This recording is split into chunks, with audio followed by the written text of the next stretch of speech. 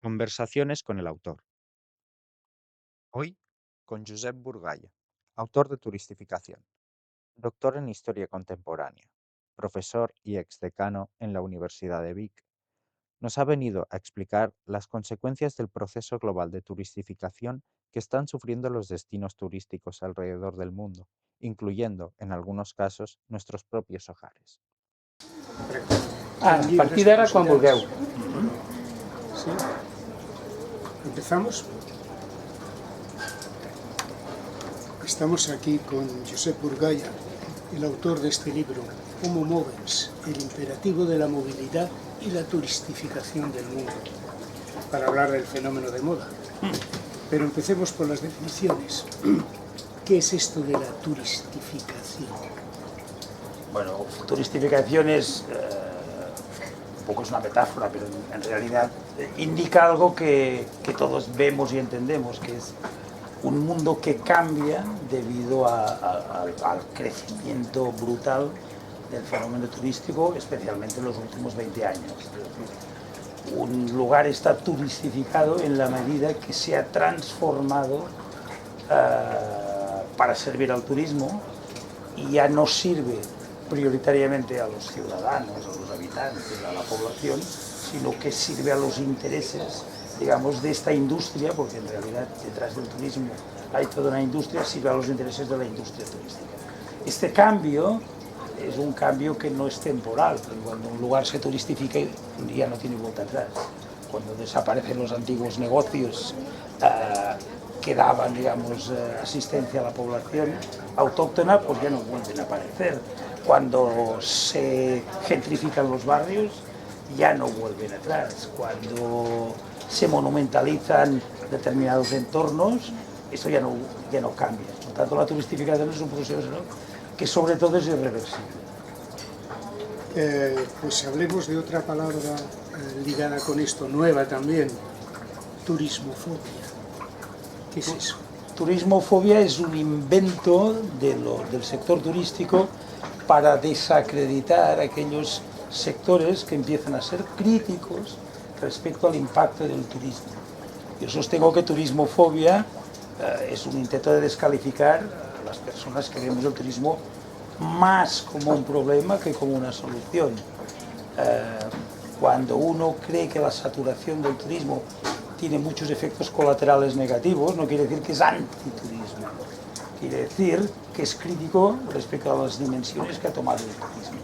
La turismofobia, que es un, digamos, sale de xenofobia, es un intento de descalificación a las voces críticas, y lo que me sabe mal es de que un poco el sector de la comunicación la ha hecho propia esta palabra y se utiliza demasiado. El otro día hubo una manifestación en Barcelona de gente consciente sobre esta cuestión, a la cual asistí, y vi que los periódicos allá hablaban de una reunión, digamos, de un encuentro de turismófobos. No es verdad, es decir, yo no soy un turismófobo, yo soy una persona que cree que el turismo está jugando un papel que es imposible hacia el futuro, que es otra cosa muy diferente. Pero si has escrito que el turismo no es un progreso, ¿en qué sentido lo has hecho?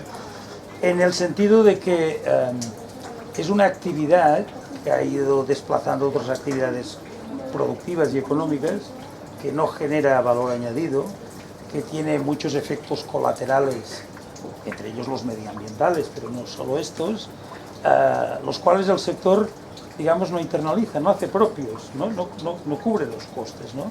De alguna manera socializa los costes de una dinámica que es muy, que en definitiva es empobrecedora. Si nos fijamos, los países que tienen un PIB más importante en el ámbito turístico son países pobres. Estamos hablando de Tailandia, estamos hablando de México, estamos hablando de Indonesia. Es decir, la actividad turística como actividad complementaria puede ser muy interesante, incluso desde el punto de vista económico y desde el punto de vista social, pero a partir de ciertos límites, de cierto nivel, es un atraso, porque en definitiva ponemos al servicio de estas hordas, digamos, que se desplazan continuamente por el mundo, la mayoría de los cuales no saben ni por qué ni para qué, les ponemos, digamos, todo aquello que hemos construido durante siglos lo ponemos a su servicio para que se destruya, ¿no? Y esto es un poco lo que está pasando con Barcelona, es lo que ha pasado en Venecia, está pasando en Roma, está pasando en... Es decir, destruimos un patrimonio material e inmaterial en beneficio de un negocio que no aporta riqueza hacia el futuro. Hablaremos de eso más adelante, pero estaba pensando, tú hablas de la diferencia entre el viaje y el turista, ¿no? Claro, ¿se puede viajar ahora? No, yo creo que no, es decir, muy escasamente. Yo procuro no hacer el turismo y hacer viajes, pero viajar ahora quiere decir ir a lugares que te invitan para temas académicos y tal, y que estás con gente del lugar y que te enseñan determinadas cosas, pero lugares donde conoces gente del territorio del país y no turistas, ¿no? Ahora es muy difícil no ser turista, porque cuando nos planteamos objetivos turísticos, de hecho, nos planteamos productos prefabricados y vamos a los territorios no a conocer, sino a buscar fotografías y una determinada visión del lugar que es estereotipada absolutamente. De hecho, el viaje habla de la importancia del trayecto. El viaje que se hacía en el siglo XVIII, que solo hacían los nobles, es un viaje donde lo importante es la ruta, o sea, la experiencia durante el trayecto. Ahora, de hecho, no queremos viajar, queremos ser teletransportados a otro lugar. Es decir, no nos interesa el proceso de desplazamiento. Queremos que el avión nos sitúe en el centro de otra realidad, de otra ciudad, en el centro o en el corazón de África, etc. Por tanto, no nos interesa el viaje. Un viaje que además apenas preparamos. Lo importante de un viaje siempre fue prepararlo. De hecho, siempre fue más importante preparar el viaje que hacerlo, ¿no? Es el aprendizaje sobre lo diferente, es decir, interactuar en el lugar, con la gente, dejarse sorprender. Esto ya no es posible. Todo está codificado, mercantilizado, convertido en un producto. Incluso los productos turísticos más caros nos plantean salirnos de la ruta turística, nos plantean el viaje a lo auténtico. Ahora se utiliza el término este de turismo sostenible, viajes sostenibles. En realidad quieren decir viajes más caros, es decir, turismo más caro, es decir, porque lo auténtico también está mercantilizado, es decir, en el corazón de África los masái que bailan, de hecho, en realidad llegan al lugar que bailan en zapatillas Nike, es decir, ya no existe el salvaje masái que baila para el viajero. Pero esto es para quien quiera ser engañado, en realidad, ¿no? Por lo tanto, yo no creo que ahora haya la posibilidad de viajar en el sentido estricto, de la aventura, del riesgo que conllevaba el viaje, del aprendizaje que llevaba el viaje. Ahora es una excusa viajar para ir a un lugar donde encontramos turistas, donde nos sirven extranjeros del lugar y donde hacemos unas fotografías magníficas para el Instagram. El turismo es básicamente esto.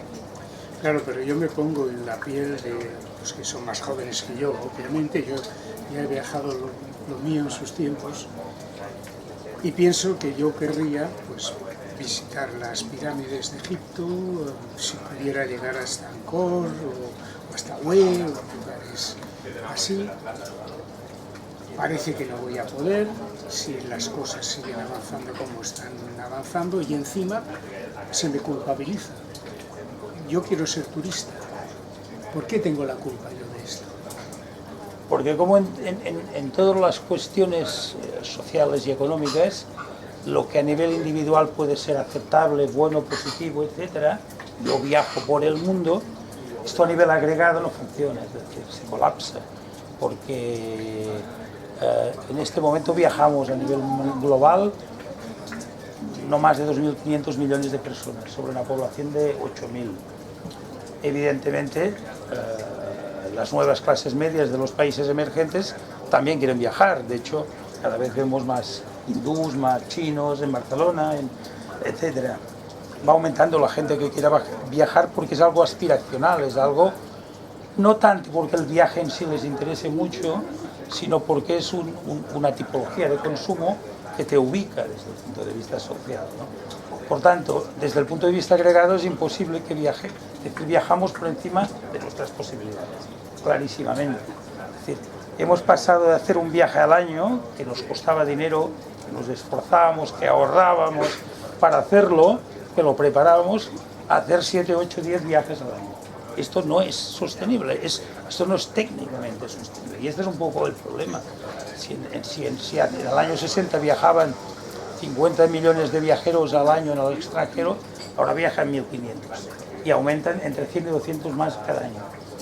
Es decir, no es posible. Si los aeropuertos están saturados, necesitamos doblar, triplicar los aeropuertos, necesitamos doblar, triplicar los apartamentos turísticos, con lo cual echaremos a la gente de las ciudades para que podamos explotar a los turistas. Necesitaremos más mano de obra migrante mal pagada para que puedan atender a estos millones de turistas que llegan, como pasa en Barcelona. Es decir, este es el modelo que generamos de manera agregada, aunque a nivel individual la pulsión del viaje puede ser muy interesante. Cuando lo agregas, esto no es posible, digamos, ¿no? El fenómeno que ha hecho trizas un poco el equilibrio ha sido el tema de los vuelos low cost y además de internet, ¿no?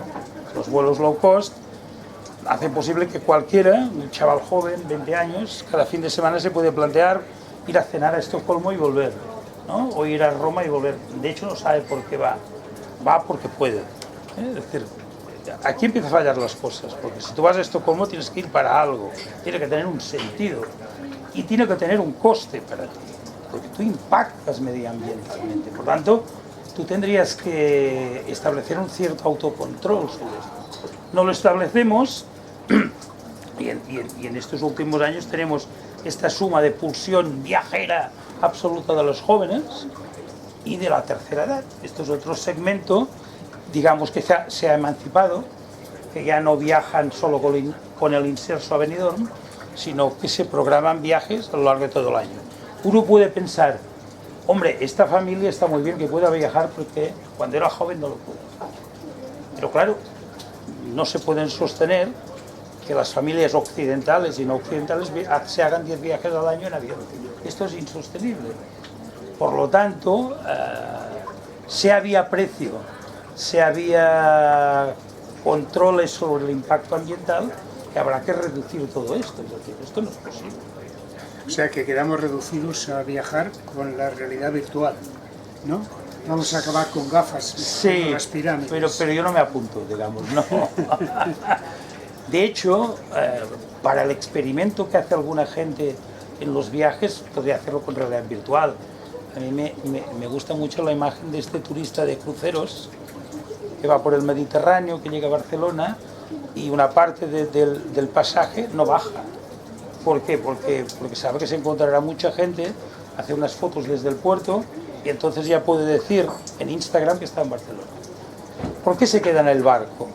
Porque mientras se baja mucha gente del barco, puede ocupar los mejores espacios en la piscina o en el autoservicio de comidas, ¿no? Y entonces abusa, digamos, de su posición dominante en el barco, no baja, foto y ha estado. Lo mismo pasa en Venecia. Muchos de los cruceristas que van a Venecia no bajan. Como están en medio de Venecia, se hacen unas fotos, fantástico. Tu público en Instagram ya cree que has estado en Venecia, todo solucionado. ¿Para qué mirar guías de Venecia? Saber los Medici quién eran. Esto es para profesores. Bien, vayamos a España. ¿Puede subsistir económicamente España sin turismo? Sí. Sin esa cantidad de turistas, quiero decir. Sin turismo es excederse, es pasarse un poco. Pero dosificando el turismo puede debería y porque es pan para hoy, hambre para mañana. Es decir, en realidad, aquí hay una falacia que a mí me molesta especialmente cuando los medios utilizan, que es que el turismo es riqueza. Es que el turismo es riqueza, no podemos vivir sin el turismo. Siempre digo, analizad el movimiento económico del turismo, a dónde va a parar. porque en realidad no va a parar a tu pueblo, a tu barrio, es decir, no.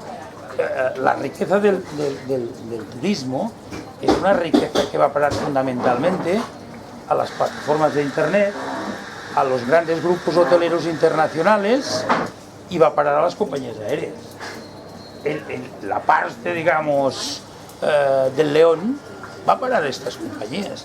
Lo que va a parar a la cafetería de tu barrio, al restaurante con una estrella Michelin de Sant Pere de Riudebitlles, esto es el chocolate del loro, esto es poca cosa. En realidad el turismo genera un movimiento de dinero donde solo una pequeña parte va al lugar. Por ejemplo, en Barcelona, los estudios dicen cada turista gasta en Barcelona diariamente, fuera, digamos, de la contratación de hotelera o de Airbnb y de otros contratos que ha hecho y del viaje, gasta $100 diarios. Es dinero, sí, claro que es dinero, pero es poco dinero en comparación. Es decir, un turista americano que venga una semana a Barcelona solo destina a Barcelona, solo deja en Barcelona el 10% de lo que le cuesta el viaje. Por tanto, la parte del león económica está en otra parte. Cierto que la industria turística es la tercera del mundo, solo detrás de las finanzas y de la energía. Está por delante de la automoción, pero esto no es riqueza que caiga aquí. Fijémonos en el lugar, cómo se desarrolla el servicio al turista. Se desarrolla con una mano de obra barata, a la cual se le pagan salarios muy bajos, una mano de obra temporal, etc. Se recurre a migrantes dispuestos a trabajar muchas horas, en muchos casos a 3 euros la hora. Esta es la regla del turismo.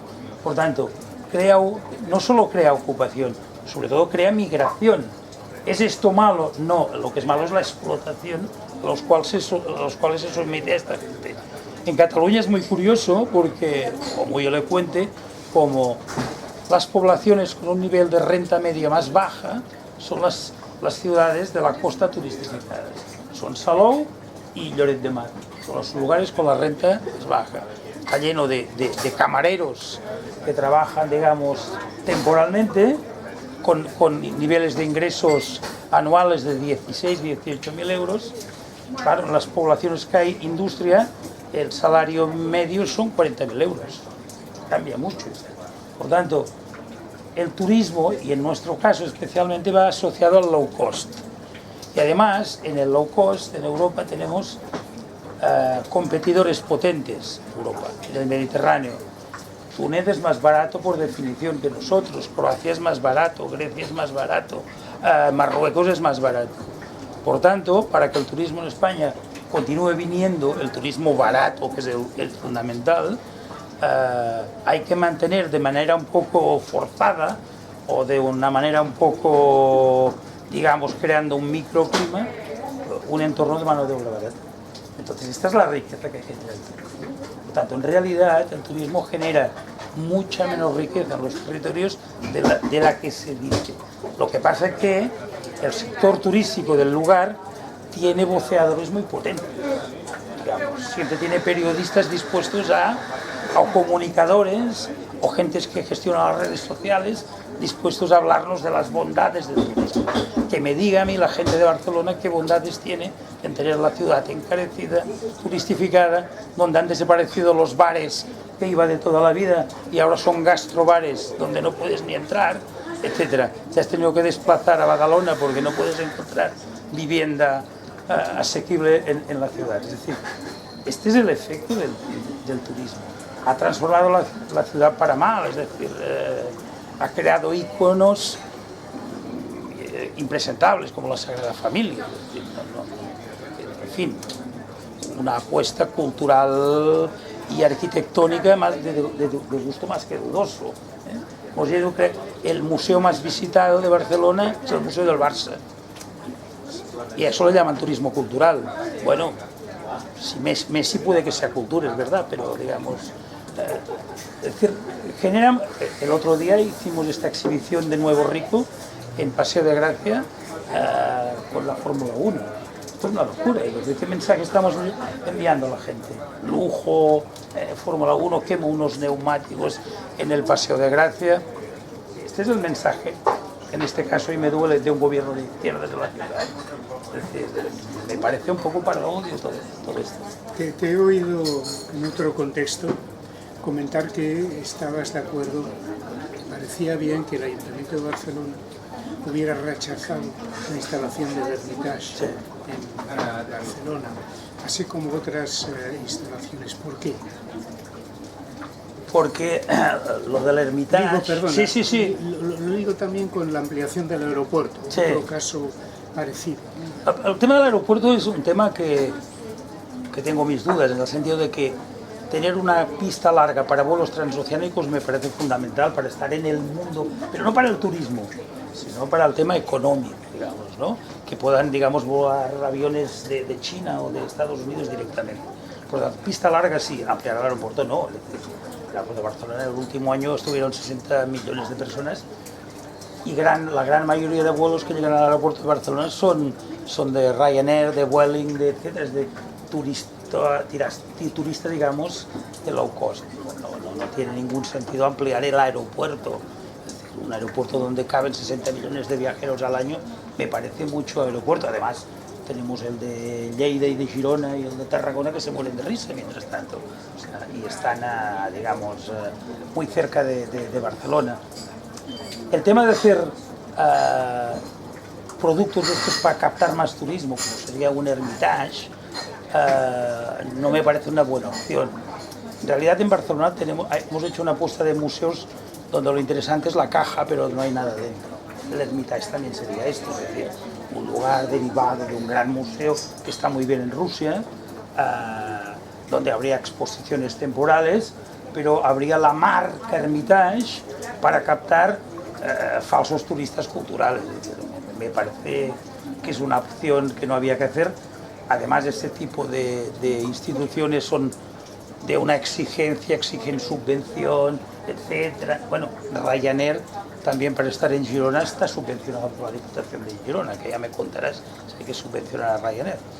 Es decir, yo creo que las ciudades tienen que tener, como tenía Barcelona, encanto por ellas mismas. Es decir, Barcelona en los años 90 era una ciudad encantadora, por la vida que había. Además venía gente, fantástico. El diseño, el buen gusto, la autoestima, era una ciudad culta, etc. Hacer una ciudad de íconos culturales detrás de los cuales no hay nada me parece una barbaridad. Las ciudades tienen que estar al servicio de las personas que viven allí. Es que a mí esto me parece básico. Que además después venga gente a visitarnos y haga un cierto movimiento económico, está bien, pero hasta cierto límite. Barcelona, en el PIB de Barcelona, el turismo es el 15% de la riqueza. Esto es una barbaridad. Cuando el turismo pasa del 3% de la riqueza, empezamos a ir mal, porque se modifica todo, el microclima, el ecosistema, etc. Mientras queremos construir el Hermitage, la programación teatral en Barcelona ha caído de la pena, por ejemplo, porque la gente se ha ido a otros lugares donde encuentran financiación, es decir, hacemos un parque temático, hemos convertido la ciudad en un parque temático que va perdiendo interés, quizá tiene interés para las clases medias chinas, hindús, norteamericanas, para poner en su currículum que han estado en Barcelona, ciudad mediterránea por antonomasia. Pero esto de que nos sirve a todos, este es un poco el problema que yo le veo a estas políticas. Sin embargo, hoy mismo en España hay lugares en que sí buscan ese tipo de desarrollo turístico. Estoy pensando, por ejemplo, en Málaga, donde está creando y poniendo ese tipo de instituciones que tú denunciabas como inútiles. Málaga es un caso curioso de una ciudad que, como decía alguien, esto lo he copiado, es una ciudad que ahora ya no necesita de los malagueños. Los malagueños sobran. He construido un parque temático, un icono cultural en el sur, etc. Y ahora hay que ir quitando del centro de la ciudad y de la periferia a los malagueños, porque no los necesito para nada. Por tanto, Málaga sale en el mapa del turismo, tiene un aeropuerto demencial, de dimensiones, pensada, digamos, para toda la Costa del Sol. Málaga ha ido tomando un cierto nivel de capitalidad, ha sido inteligente en algunos temas, como por ejemplo el desarrollo de la actividad teatral, museos, etcétera, pero va a ser una ciudad donde no habrá malagueños, habrá turistas y gente del negocio turista. ¿Es este el futuro para Málaga? A mí me parece un futuro bastante lamentable, francamente. Es la otra palabra que hemos aprendido los españoles en los últimos años, la gentrificación. Sí. Es ir quitando pobres, no pobres, sino sobre todo gente popular, digamos, pero también pobres, porque los pobres quedan mal, digamos, en entornos que queremos turistificar y gentrificar, ¿no? Ha habido un fenómeno en los últimos años que es, si en los años 90 había las clases medias y la gente con posibles buscaba zonas residenciales un poco en plan norteamericano, a las afueras de las ciudades, barrios, digamos, con casitas, con piscinas sobre todo, con un poco de césped para cortar, ¿no? Esto fue un movimiento muy importante de una gente que se fue hacia afuera, ¿no? Hay un libro magnífico de Jorge Diony López que se llama La España de las piscinas, ¿no? España que se desplaza hacia las afueras. Pero situados ya en el siglo XXI, está habiendo, sobre todo a partir de 2008-2010, una dinámica inversa. Esta gente, una parte, quiere volver al centro de las ciudades, porque ya se ha aburrido suficientemente, ya ha usado la máquina de césped suficiente, entre medio generalmente se han divorciado, digamos, las parejas y tal, y entonces esta gente quiere volver al centro de las ciudades y quiere vida, quiere gastrobares, quiere lugares de copas, quiere movimiento, quiere vida cultural, etc. Y entonces esta gente está dispuesta a pagar lo que sea. Es la gente que va al Poble Nou, es la gente que va a Gràcia, es la gente que se va a Sants, es la gente que viene a l'Eixample, es decir, buscan la vida urbana, esta vida cosmopolita, ¿no? Una vida donde, no sé, tú vas por el Poble Nou y sobre todo se habla inglés, ¿no? Porque está lleno no de turistas, que también, sino de estos expatriados. Es un fenómeno muy contemporáneo en las ciudades, ¿no? En Barcelona hay más de 100.000 de personas que viven en Barcelona como podrían vivir en Lisboa, como podrían vivir. Y que viven en Barcelona, tienen un nivel de vida alto, básicamente lo que necesitan para su trabajo es cobertura de internet, y encarecen los precios porque están dispuestos a pagar alquileres de 3, 4 y 5.000 euros mensuales.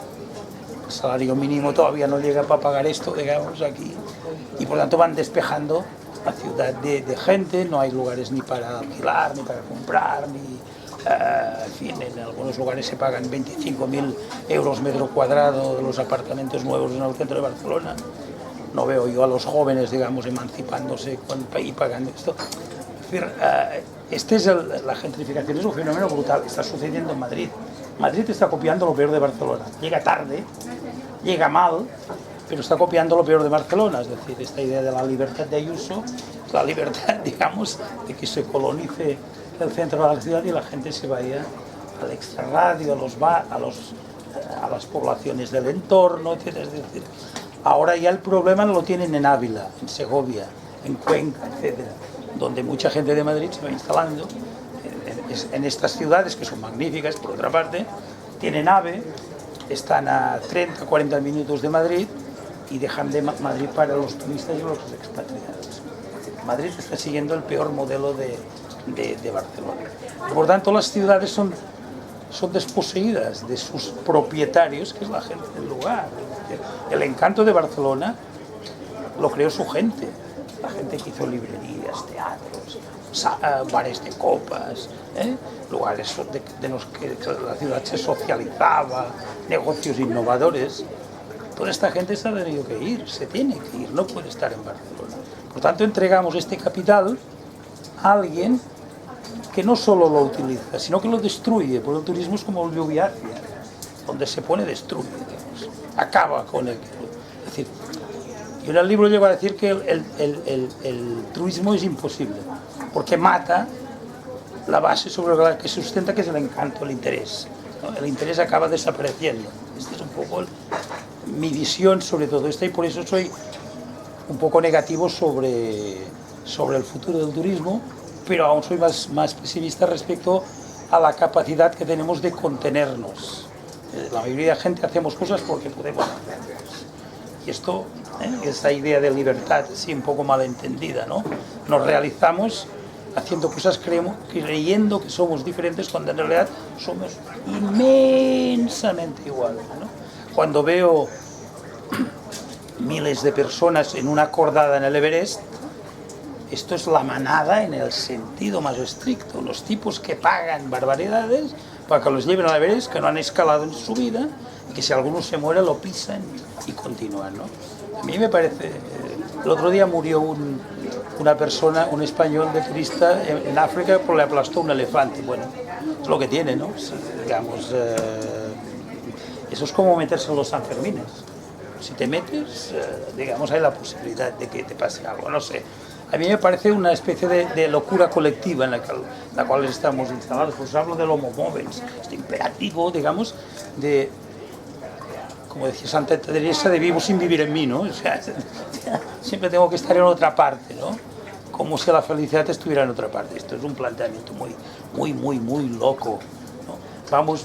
Hacemos el turista, pero a la vez vamos bien provistos de Prozac porque, digamos, la ansiedad puede con nosotros.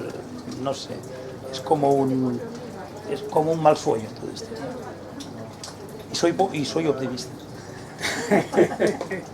Volviendo a la gentrificación, me pregunto si antes de que se produzca el fenómeno de la nueva colonización de un barrio determinado, no se ha producido por parte del poder político una intencionalidad permitiendo la degradación de esas zonas para luego... ¿Sí? ¿Crees que sí? Creo que sí. Es decir, todo esto no es espontáneo y pasa por casualidad. Aquí los intereses inmobiliarios se mueven en el medio largo plazo. Cuando quien invierte es BlackRock, digamos, un fondo de estos, de verdad, se mueve a largo plazo. Esto se ve, está muy estudiado y trabajado como sucedió en la ciudad de Nueva York. Es decir, como la degradación de un lugar se impulsa, se deja, se crea lo que se llama el síndrome de los cristales rotos, es decir, dejar que un lugar se degrade, no intervenir. Si dejas que un lugar se degrade en el ámbito público, se degrada mucho más rápidamente, ¿no? Entonces esto permite, en un momento determinado, a los poderes públicos intervenir y decir, oiga, esto tendríamos que sanearlo. Y la gente piensa, es verdad, vale la pena sanear esto, es decir, esto está muy mal, no puede ir por la noche, vamos a sanearlo. Entonces, los poderes públicos en general, y en Estados Unidos en particular, ¿qué hacen? Llegan a acuerdos con grandes corporaciones privadas para hacer un plan de rehabilitación y saneamiento. ¿Qué pasa? Por expulsar a la gente que todavía queda allí, evidentemente por sacarlos de allí, y construir viviendas no justamente sociales y vender estas viviendas a otros digamos, inquilinos. Por tanto, hay una colaboración fundamental de los poderes públicos. Los planes de urbanismo son públicos y sobre todo en Europa. El urbanismo, que es lo más político que se puede hacer en el mundo, tiene un papel fundamental. Y esto se nos vende como algo positivo, como esto servirá para, digamos, rehabilitar, para hacer equipamientos.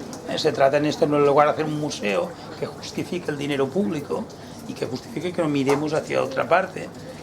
Y en el caso nuestro, que somos así como más sociales, sí, hacemos vivienda pública, también, que coexista la vivienda pública en este entorno. ¿Y qué problema hay? Que los servicios del entorno no sirven a la gente de la vivienda pública. Los gastrobares no sirven para ir a hacer la cerveza después de trabajar, porque te cobran 5 euros por la cerveza. Y el tipo lo quiere por 1 euro, es decir, no. Casan mal estos, la población socialmente, digamos, de clases bajas con esta nueva población. Aquí en Barcelona esta mixtura se ha intentado hacer en Ciutat Bella. Fracaso total,